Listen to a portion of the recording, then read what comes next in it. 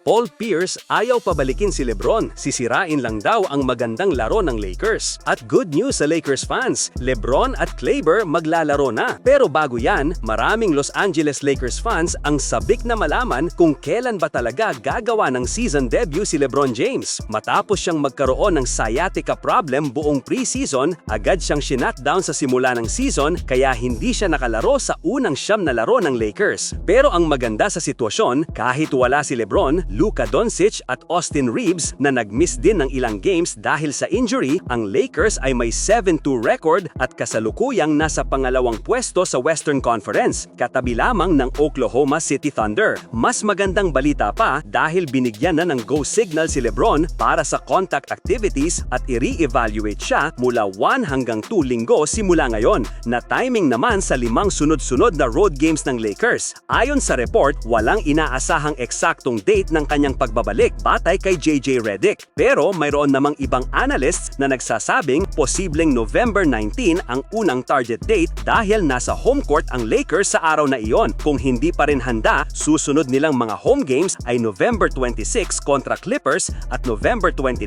kontra Dallas. Sa kabilang banda, may ilang analysts naman ang nag-aalala. Ayon kay Jeff Teague sa kanyang podcast, baka maapektuhan ang chemistry ng Lakers sa pagbabalik ni LeBron dahil ang kupunan ay naglalaro ng maayos kahit wala siya. Sinang-ayonan ito ni Paul Pierce na nagsabi pa na hindi na raw kailangan si LeBron ngayon dahil nananalo naman ang team. Kung siya raw ang tatanungin, mas mabuti pang i-trade na lang si LeBron upang makakuha pa ng mga role players na makakatulong kina Luka, Austin Reeves at DeAndre Ayton. Isa pang malaking good news para sa Lakers ay ang inaasahang pagbabalik ni Maxi Kleber kontra Atlanta Hawks. Ayon sa report ni Buha, cleared na si Kleber sa injury kaya makakapaglaro na siya. Malaking tulong siya sa Lakers dahil kaya niyang mag-stretch ng floor, tumira mula sa labas at magbigay ng depensa sa ilalim. Makakadagdag siya sa depth ng frontcourt at magbibigay ng spacing para mas luwag ang opensa para kina Luka at Reeves. Samantala, matapos na magtala ng 26 points,